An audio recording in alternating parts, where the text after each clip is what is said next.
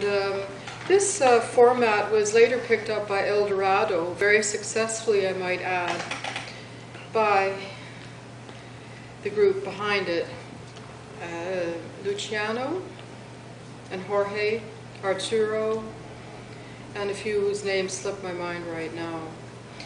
This group, which was centered around El Dorado and continues to be, is one of the most artistically productive that I have ever met, ever. And I don't know exactly what it is that gives these people their vitality.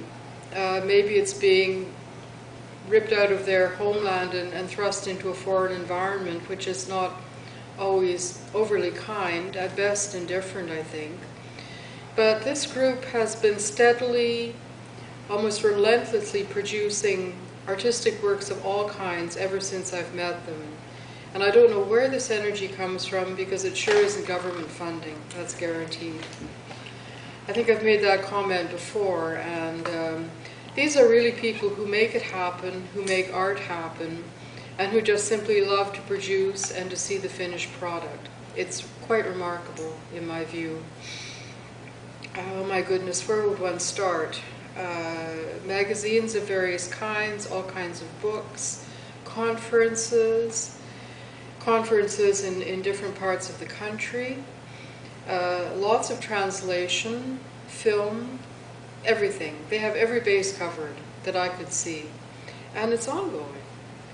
So, as I say, this is quite a remarkable group of people, and they have my absolute admiration for simply not whining about the lack of support, but simply going ahead and doing it. And doing it is what really matters in art. You can have all the fanciful ideas you like, but if you don't bring it into existence, then you've missed it. So, I feel very fortunate to have known and to continue to know the El Dorado group. I've benefited from Jorge's exceptional translations of my work, and I feel personally that his work deserves to be known more widely in English. The other writers who are centered around El Dorado, of course, are varied and rich.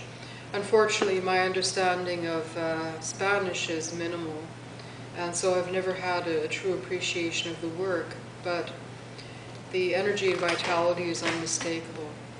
And I've often felt that El Dorado was one of the more interesting series in town.